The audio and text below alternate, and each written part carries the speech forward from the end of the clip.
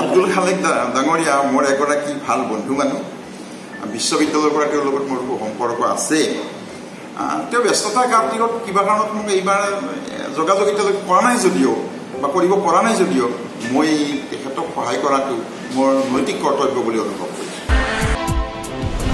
প্ৰথমতে আপোনাক আমাৰ এই বিশেষ সাক্ষাৎকাৰলৈ স্বাগতম জনাইছোঁ ধন্যবাদ অসমৰ শিক্ষা জগতৰ এটা উল্লেখযোগ্য নাম হিচাপে আনন্দৰাম বৰুৱা একাডেমী আৰু তাৰ লগত ডক্টৰ ৰঞ্জিত ডেকা এই অনুষ্ঠানৰ ৰেক্টৰ তেওঁৰ নাম সম্পৃক্ত হৈ আছে এয়া ইতিমধ্যে সকলোৱে স্বীকাৰ কৰাই নহয় প্ৰামাণিকভাৱে স্বীকৃত হৈছে অসমৰ মানচিত্ৰত বিগত সময়ছোৱাৰ স্বীকৃতিয়ে এই যে শিক্ষানুষ্ঠানখনৰ ইমান সফলতা বা আপোনাৰ ৰাইজৰ মৰম এই দায়বদ্ধতা যিখিনি বৃদ্ধি কৰিছিল সেই দায়বদ্ধতাৰ বৃদ্ধি কৰা দায়বদ্ধতা আপুনি পালন কৰিবলৈ সক্ষম হৈছে বুলি অনুভৱ কৰেনে ৰাইজৰ আশীৰ্বাদ আৰু সহযোগিতাই আমাক এই কাম কৰিবলৈ সাহস যোগাইছে আৰু আমি অধিক সাহসী হৈছোঁ ৰাইজৰ আশীৰ্বাদত আৰু ৰাইজৰ সহযোগত আমি এই কাম কৰি যাবলৈ সক্ষম হৈছোঁ আৰু অনুষ্ঠানে ইতিমধ্যে গতি লাভ কৰিছে আনন্দৰাম বৰুৱা একাডেমী ইতিমধ্যে স্নাতকোত্তৰ পৰ্যায়ত 6টা বিষয়ত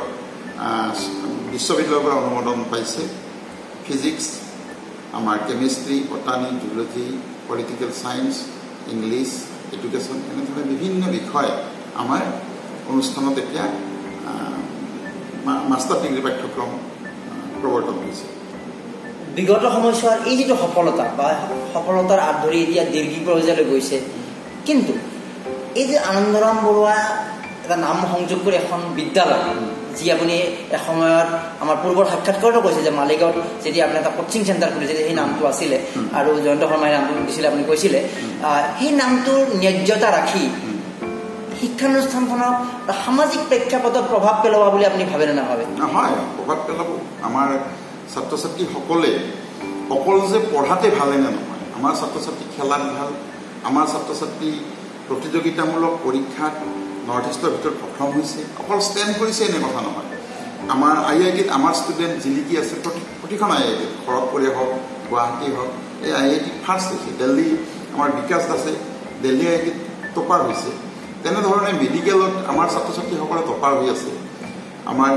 JNUত বা দিল্লী বিশ্ববিদ্যালয়ত আমাৰ ছাত্ৰ ছাত্ৰী টপাৰ হৈ আছে গতিকে আমাৰ ছাত্ৰ ছাত্ৰীসকল সকলো ফালে উজ্জ্বলি আছে আপুনি দেখিব যে ক্লাছ 1 ক্লাছ 2 আমাৰ ছাত্ৰ ছাত্ৰী সৰহকৈ বৰগীত গাব পাৰে নৃত্য কৰিব পাৰে বিভিন্ন ধৰণৰ সত্ৰীয়া নৃত্য জানে আমাৰ ছাত্ৰ ছাত্ৰীসকলে আৰু লোক সংস্কৃতিৰ বিভিন্ন দিশত আমাৰ ছাত্ৰ ছাত্ৰীসকল পাৰদৰ্শী গতিকে মই ভাবোঁ আমাৰ ছাত্ৰ ছাত্ৰীসকলে সমাজৰ বিভিন্ন দিশত কাম কৰি গৈছে আমাৰ ছাত্ৰ ছাত্ৰী বহুতে এতিয়া ৰাজনীতিত অংশগ্ৰহণ কৰিছে আমাৰ ছাত্ৰ ছাত্ৰী বহুতে সমাজ সংস্কাৰৰ কামত নিয়োজিত হৈছে কেইবাগৰাকী অতি সাৱলীল বক্তা আমাৰ শিক্ষানুষ্ঠানৰ পৰা ওলাইছে অৰ্থাৎ আনন্দৰাম বৰুৱা নামটোৰ যিটো উদ্দেশ্যৰে সংযোগ কৰা হৈছিলে কেৱল শিক্ষাদানতে নহয় ইয়াৰ এটা সৰ্বমুখী প্ৰভাৱ এটা দিবলৈ সক্ষম বুলি ভাবে আপুনি হয় হয় আন কেইটামান আৰু গুৰুত্ব প্ৰশ্ন থাকিব কিন্তু যিহেতু হাইস্কুল শিক্ষান্ত পৰীক্ষাৰ ফলাফল আহিব আৰু হাইস্কুল শিক্ষান্ত পৰীক্ষাৰ ফলাফল মানে আনন্দৰাম বৰুৱা একাডেমী বা বজালী কেইখনমান শিক্ষানুষ্ঠানৰ কথা মানুহে ভাবে এইবাৰৰ কথাখিনি কেনেকুৱা হ'ব কেনেকুৱা আশা সম্ভাৱনা পৰীক্ষাৰ ৰিজাল্ট আমাৰ বহুত ভাল হ'ব কিন্তু আপুনি চাওক যে পৰীক্ষাৰ ৰিজাল্ট ষ্টেণ্ড কৰিব নে নকৰে একে আশাৰে কৈ দিব নোৱাৰি এইকাৰণে কৈ দিব নোৱাৰি যে পৰীক্ষাৰ বহি চোৱা ব্যৱস্থা বা অন্যান্য ব্যৱস্থাৰ লগত এই কথা বহুত নিৰ্ভৰ কৰে কিন্তু পৰীক্ষা আমাৰ 2-1 নম্বৰৰ কাৰণে পজিশ্যন নাপাব পাৰে আৰু পজিশ্যন কেইবাটাও পাব পাৰে সেইটো বেলেগ কথা কিন্তু আমাৰ ছাত্ৰ ছাত্ৰী যে অত্যন্ত ভাল ৰিজাল্ট কৰিব সেইটো খাটা আৰু এই যিটো বিগত সময়ছোৱাৰ সফলতা ষ্টেণ্ড কৰিছে বা পাৰ্চেণ্টেজ যথেষ্ট উন্নত হৈছে বা আপুনি সামাজিকভাৱে এগৰাকী যথেষ্ট গ্ৰহণযোগ্য ব্যক্তি এইফালৰ পৰা অসমৰ ভিন্ন প্ৰান্তৰ যিটো ছাত্ৰ ছাত্ৰী সোঁত বৈছিলে এসময়ত বৈছিলে সেই সোঁত বোৱাৰ যিটো প্ৰক্ৰিয়া অব্যাহত আছেনে বা বৃদ্ধি পাই আছেনে হয় অসমৰ বাহিৰৰ পৰাও আমাৰ ছাত্ৰ ছাত্ৰী আহি আছে অকল যে অসমৰ পৰাই ছাত্ৰ ছাত্ৰী আহিছে নহয় বিভিন্ন স্থানত বিভিন্ন স্থানত আমাৰ ছাত্ৰ ছাত্ৰী জিলিকি আছে আৰু তেওঁ সেই ঠাইৰ পৰা ষ্টুডেণ্ট নতুনকৈ আহি আছে আমাৰ আৰু এই বৃদ্ধিটো আগলৈ অব্যাহত ৰখাৰ কাৰণে শিক্ষাৰ গুণগত মানটোৰ ক্ষেত্ৰত কেনেকৈ গুৰুত্ব দিছে নহয় আমি পৰিমাণগত দিশ আৰু গুণগত দিশৰ এটা কথা ৰাখিছোঁ যে আমি পৰিমাণগত দিশটো অলপ লাগিবই, কাৰণ আমাৰ ছাত্ৰ ছাত্ৰীসকলৰ পইচাৰে আমি শিক্ষকক দৰমহা দিওঁ, গতিকে পৰিমাণগত দিশটো ঠিক থাকিবই, তাৰ লগে লগে আমি গুণগত মানটো ঠিকে ৰাখিছোঁ। আনন্দৰাম বৰুৱা একাডেমীয়ে এই কথা বিবেচনা নকৰে যে অকল পঢ়া শুনাত ভাল ষ্টুডেণ্টেই ভাল হ'ব লাগে, এই কথাটো নহয়। পঢ়া শুনাত বেয়াসকলক আমি অৱহেলা নকৰি সেইসকলৰ পৰা আমি ভাল মানুহ উলিয়াইছোঁ। আমাৰ চিৰঞ্জিত দাসে মেট্ৰিকত 2nd ডিভিজন পাইছিল। চিৰঞ্জিত দাসে হায়াৰ ছেকেণ্ডাৰী ষ্টেণ্ড কৰিছে, ডিগ্ৰীত ফাৰ্ষ্ট ক্লাছ ফাৰ্ষ্ট হৈছে, মাষ্টাৰ ডিগ্ৰীত ফাৰ্ষ্ট ক্লাছ ফাৰ্ষ্ট হৈছে, ACSত ফাৰ্ষ্ট হৈছে। গতিকে মই ভাবোঁ চিৰঞ্জিত, দুলুমণি মেট্ৰিকত 2nd আছিল, আমাৰ পৰা ষ্টেণ্ড কৰিছে। সেইসকল ছাত্ৰ ছাত্ৰী আমাৰ কাৰণে বেছি গুৰুত্বপূৰ্ণ। যিসকল দুৰ্বল আছিল সেইসকলক মই তুলি ধৰিব পাৰিছোঁ। তেনেকৈ মেডিকেলত কেইবাটাও ছাত্ৰ ছাত্ৰী ভাল ৰিজাল্ট কৰিছে। আমাৰ মেট্ৰিকত ষ্টেণ্ড নকৰা বেছিভাগেই ষ্টেণ্ড কৰিছে। মেট্ৰিকত ষ্টেণ্ড কৰা 2-এটা আমাৰ ইয়াত এডমিশ্যন লয়, ষ্টেণ্ড কৰে, সেইটো বেলেগ কথা। কিন্তু মেট্ৰিকত ষ্টেণ্ড নকৰা বেছিভাগেই আমাৰ ইয়াত আহি ষ্টেণ্ড কৰিছে। আমাৰ ষ্টেণ্ড কৰা সকলৰ ভিতৰত মেট্ৰিকত ষ্টেণ্ড নকৰাৰ সংখ্যাই বেছি, যিয়ে হায়াৰ ছেকেণ্ডাৰীত ষ্টেণ্ড কৰিছে। আচ্ছা, এই গুপুত মন্ত্ৰটো নিশ্চিতভাৱে আপুনি ক'ব নিবিচাৰিব, তথাপিতো আমি সুধিম, 2nd ডিভিজনৰ এগৰাকীক আপুনি ষ্টেণ্ড কৰা পৰ্যায়লৈ নিছে, সেইটো অকল শিক্ষাদানৰ নে অকল আইজ এটা টিচাৰ ছাত্ৰৰ সম্পৰ্কৰ ক্ষেত্ৰত অধিক ইনভলভমেণ্ট, বিশেষ কিবা আপোনাৰ স্পেচিয়েল কাৰ্যক্ৰম কিবা আছে? হয় হয়, স্পেচিয়েল শৈলী আছে। কাৰণ প্ৰতিগৰাকী ছাত্ৰ ছাত্ৰী বুজি উঠিব লাগিব যে মই এইখিনি পঢ়া উচিত।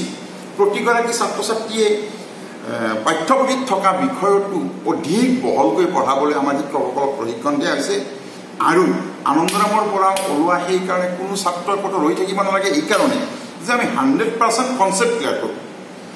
100% কনচেপ্ট ক্লিয়াৰ কৰাৰ পিছত ষ্টুডেণ্ট এটা ৰৈ থাকিব নালাগে। আৰু আনন্দৰামৰ পৰা ওলোৱা ষ্টুডেণ্ট সেইকাৰণে চবতে উজ্জ্বলি উঠে, আৰু মূল মন্ত্ৰ সেইটোৱে। শিক্ষানুষ্ঠান হিচাপে শিক্ষানুষ্ঠানৰ দায়িত্ব সদায় ছাত্ৰ ছাত্ৰীৰ লগত শিক্ষকৰ সম্পৰ্ক, কিন্তু তাৰ বাহিৰেও এখন শিক্ষানুষ্ঠান যেতিয়া এটা সমাজত থাকে, সেই সমাজখনৰ যিটো চৌপাশৰ পৰিৱেশৰ সৈতে ইয়াৰ সম্পৰ্কক আহ্বান কৰি চলিব নোৱাৰে। সেইফালৰ পৰা আনন্দৰাম একাডেমীয়ে বজালীৰ বিভিন্ন চৌপাশৰ সৈতে সম্পৰ্ক কেনেদৰে ৰক্ষা কৰে? বজালীৰ শৈক্ষিক পৰিমণ্ডলেই নহয়, বজালীৰ সামাজিক দিশত, অৰ্থনৈতিক দিশত আনন্দৰাম বৰুৱা একাডেমীয়ে এক বিশেষ ভূমিকা গ্ৰহণ কৰিছে। কাৰণ আনন্দৰাম বৰুৱা একাডেমীয়ে হেনো মানুহে কয়, মই নকওঁ, মানুহে কয় যে শিক্ষানগৰী হিচাপে, নাট্যনগৰীৰ ঠাইত শিক্ষানগৰী হিচাপে পৰিগণিত কৰিছে আনন্দৰাম বৰুৱা একাডেমী। এই দাবী বজালীৰ মানুহে কৰে, আৰু বজালীৰ মানুহে এই কথাও ক'ব খোজে যে ইয়াৰ অৰ্থনৈতিক বুনিয়াদ গঢ়িছে আনন্দৰাম বৰুৱা একাডেমী। আজি পাঠশালাত বিভিন্ন ধৰণৰ মানুহ আহিছে, আৰু বিভিন্ন মানুহে পাঠশালাক আগতকৈ 4 গুণ ৰূপত ডাঙৰ কৰি পেলাইছে। ইয়াত শিক্ষানুষ্ঠানত ছাত্ৰ ছাত্ৰীক পঢ়ায়, মাক দেউতাক ইয়াত থাকে, ঘৰ কৰে, মাটি কিনে। গতিকে পাঠশালাৰ বা বজালীৰ শৈক্ষিক পৰিমণ্ডলে নহয়, সামাজিক পৰিমণ্ডলত, অৰ্থনৈতিক দিশত আনন্দৰাম বৰুৱা একাডেমীৰ ভূমিকা অপৰিসীম। আপোনাৰ কথা স্বীকাৰ কৰিছোঁ, কিন্তু স্বীকাৰ কৰি এটা কথা ক'ব লাগিব যে বজালী এতিয়াও এনেকুৱা অনুন্নত অঞ্চল আছে য'ত শিক্ষাৰ পোহৰ বা তেনেকুৱা প্ৰভাৱ নাই।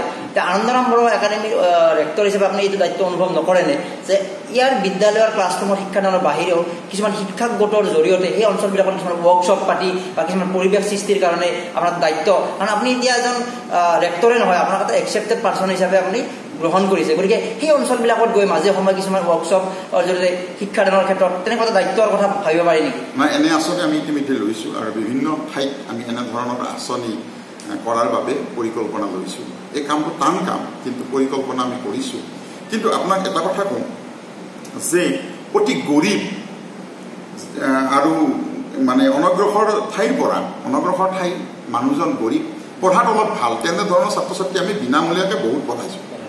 ইতিমধ্যে আপুনি যদি চায়, এতিয়াও প্ৰায় 400 ষ্টুডেণ্ট আমি বিনামূলীয়াকৈ পঢ়াইছোঁ। আৰু সেইসকল ছাত্ৰ ছাত্ৰী মাক দেউতাকে কামলা কৰে, আৰু মাক দেউতাকৰ কামলা কৰা মাক দেউতাকৰ সন্তান কিন্তু ডাক্তৰ পঢ়াইছোঁ।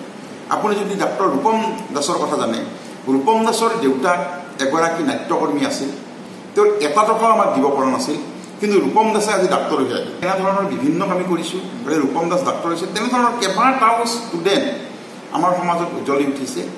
আৰু আমি ভাবোঁ সেই যিসকলে ইয়াত উজ্জ্বলি উঠিছে, যিসকলে বিনা পইচাত পঢ়ি উজ্জ্বলি উঠিছে, সেইসকলে কিন্তু সেই ঘৰখনকে নহয়, সেই অঞ্চলকো তেওঁলোকে উদ্ভাৱিত কৰিছে। সেইটো আপুনি সুযোগ দিছিলে। আচ্ছা, এই যিটো আপুনি বহুত দুখীয়া দৰিদ্ৰ পৰিয়ালৰ ছাত্ৰ ছাত্ৰীক আগবঢ়াই দিছে, এই কামটো, কাৰণ আমি জানো যদি এখন শিক্ষানুষ্ঠান বা পঢ়া এটা CSR এক্টিভিটিৰ আণ্ডাৰত কেইজনমান এনেকুৱা এটা বিনামূলীয়া শিক্ষাদানৰ ব্যৱস্থা এটা থাকে, সেই আণ্ডাৰত সেই পদ্ধতিৰ আণ্ডাৰত থাকিয়ে তেওঁলোকক পঢ়াইছে নে আপোনাৰ এটা বহল দৃষ্টিভংগী আছে, হৃদয়ৰ এটা তাৰণা আছে যে মানুহক মই হেল্প কৰিম?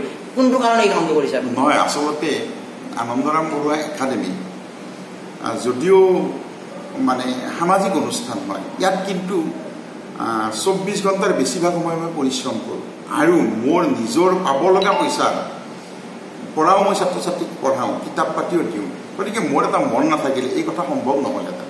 কাৰণ আমাৰ শিক্ষকসকলক সকলোকে উপযুক্ত পৰিমাণৰ দৰমহা আপোনালোকে জানে যে উচিত হাৰত আমি দৰমহা দিওঁ। তাৰ উপৰি পঢ়াব লাগিলে মোৰ মনটোৱে নিশ্চয় বহল হ'ব লাগিব।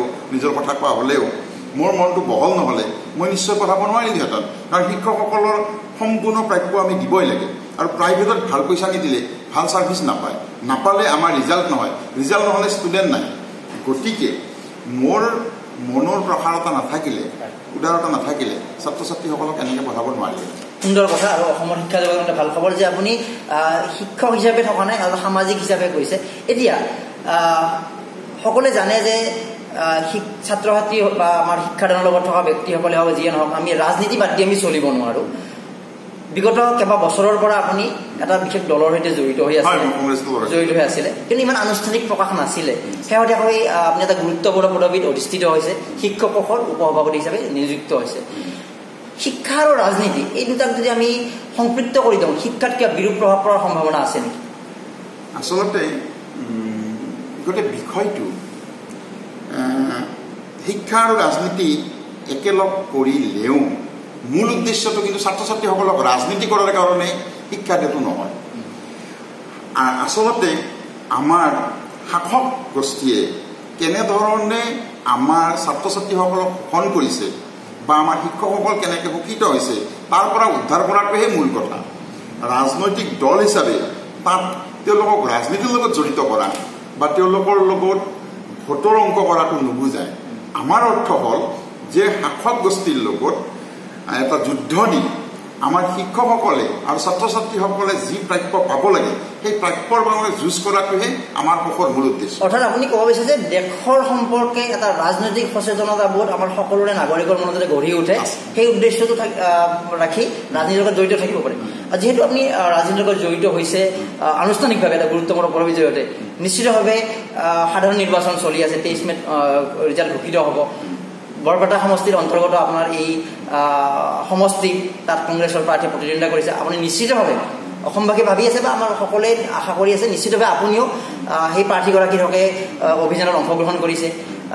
গতিকে আপুনি শিক্ষক বা শিক্ষাবিদ ডক্টৰ ৰঞ্জিত দাসক বাদ দি ৰাজনীতিক ডক্টৰ ৰঞ্জিত ডেকাই কেনেদৰে এই নিৰ্বাচনত ভূমিকা পালন কৰিছে? মোৰ শিক্ষানুষ্ঠানৰ ব্যস্ততাৰ কাৰণে মই ৰাজনীতিত এইকেইদিন আচলতে মনোনিৱেশ কৰিব পৰা নাই। আৰু মই ডাইৰেক্ট এটা দলত আছোঁ যদিও সমাজৰ সকলো মানুহৰ লগত মোৰ এটা সদ্ভাৱ আছে। কিন্তু ৰাইজক মই এটাই প্ৰাৰ্থনা জনাম যে যোগ্য প্ৰাৰ্থী যিয়ে আমাৰ সমষ্টিৰ বৰপেটা সমষ্টিৰ কাৰণে যিজনেই আমাৰ প্ৰাপ্য জনসাধাৰণৰ প্ৰাপ্য আদায় কৰিব পাৰে সেইগৰাকীকে ভোট দিয়াটো উচিত বুলি মই অনুভৱ কৰোঁ। এটা নিৰ্দিষ্ট দলত থাকিও আপুনি নিৰপেক্ষভাৱে আহ্বান কেনেকৈ জনাব পাৰে? এইটো আচৰিত কথা। মই নিৰপেক্ষতাৰ মাজতো মোৰ দলৰ প্ৰাৰ্থীজন সেই নিৰপেক্ষতাৰ ঊৰ্ধত থাকিব বুলি মই অনুভৱ কৰোঁ। আৰু সেই প্ৰাৰ্থীগৰাকী আপোনাৰ আব্দুল খালেক, আপোনালোকৰ বৰপেটা সমষ্টিৰ প্ৰাৰ্থী কংগ্ৰেছৰ, আপুনি বৰপেটা জিলাৰ বাসিন্দা, সেইফালৰ পৰা নিশ্চিতভাৱে তেওঁ আপোনাক আহ্বান জনাব লাগে, আপোনাক সংযোগ কৰিব লাগে। তেওঁ কি আব্দুল খালেক কাষ চাপিছেনে আপোনাৰ? আব্দুল খালেক ডাঙৰীয়া মোৰ এগৰাকী ভাল বন্ধু মানুহ। বিশ্ববিদ্যালয়ৰ পৰা তেওঁৰ লগত মোৰ সম্পৰ্ক আছে। তেওঁ ব্যস্ততাৰ কাৰ্যত কিবা কাৰণত মোক এইবাৰ যোগাযোগ এতিয়ালৈকে কৰা নাই যদিও বা কৰিব পৰা নাই যদিও মই তেখেতক সহায় কৰাটো মোৰ নৈতিক কৰ্তব্য বুলি অনুভৱ কৰিছোঁ।